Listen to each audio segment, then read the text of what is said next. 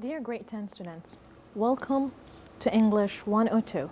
Before I start, as the usual, I would request you to please bring your class book, a notebook, papers, pen, pencil, a dictionary because you might need to refer to it, and have yourselves comfortably seated. Our lesson will be lesson 12, writing a formal email. The objectives that we will be tackling today is, by the end of this lesson, you should be able to distinguish between formal and informal email, identify the layout and structure of a formal email, write a formal email. My question to you is, when do you write an email? I'll give you 30 seconds. Just note the ideas. When do you actually write an email?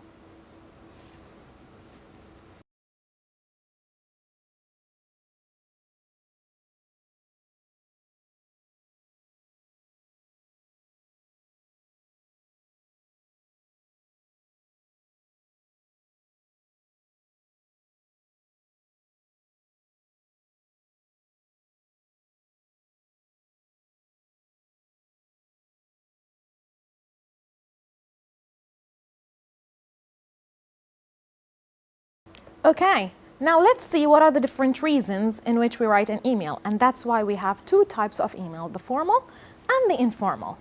So, the informal, let's read it. Informal email uses descriptive words, more details, and is written in an active voice. Mostly used for chatting between family and friends. From the name, it's informal.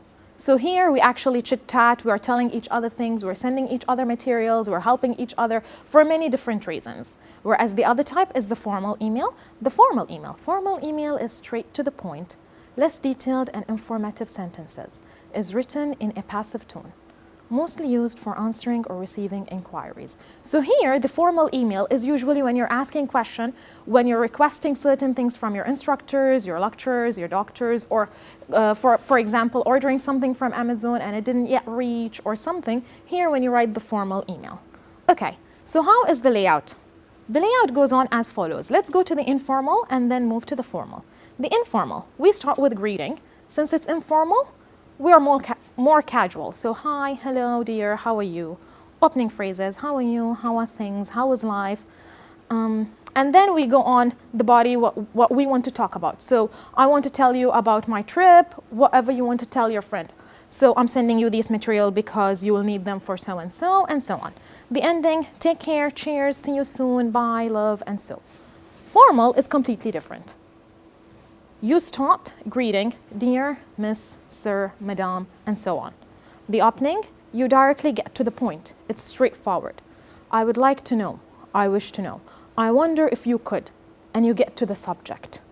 And then in the body, you actually write your inquiries in detailed, and you end with regards. Thank you. Now, what I want you to do is classify the following. Which of the following statements goes to the informal and which goes to the formal? I'll give you 1 minute.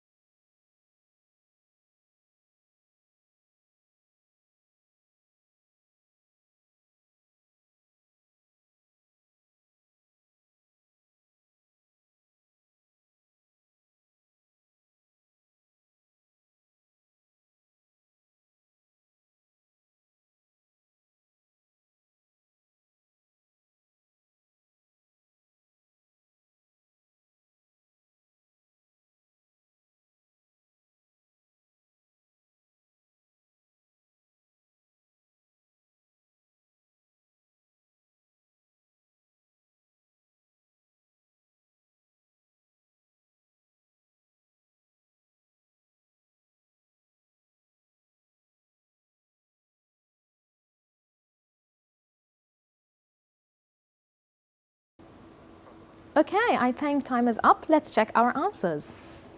So, as we said, informal is talking to your friend. So, hello Sarah, how are you? I hope you're okay. I want to tell you about my trip to France. It was so amazing, I loved it, and so on. Okay, I got to leave now. Bye, see you soon. So this is usually the informal structure. And I'm expecting all of your answers are correct because it's so easy. And the formal, it's evident. Dear sir or madam, I would like to know when will you start the course? When will the course start? First, if I took the course and then the inquiries comes. So here he or she is asking more details. The summary or before ending, they say, as I mentioned above, so here they're concluding and they're emphasizing or focusing on certain points. I am very interested in joining the course, and he'll continue or she will continue with regards. Okay, so let's summarize what a formal email is. In short, a formal email is greeting, dear sir or madam. The main body, you start with opening. In the opening, you give the statement and you directly get to the point. I would be very grateful if you could, and you here present your inquiries. Then you state them in more detail and has to be organized in an organized order. So if you're having more than one question, you start with, first of all, if I joined, and so on. Concerning the program, I am interested to know. So they are straight to the point and passive. The ending, looking forward to hear from you. With regards, the signature, usually the name, the first and your last name. That being said, I want you now to read the following email. I'll give you 1 minute to read it.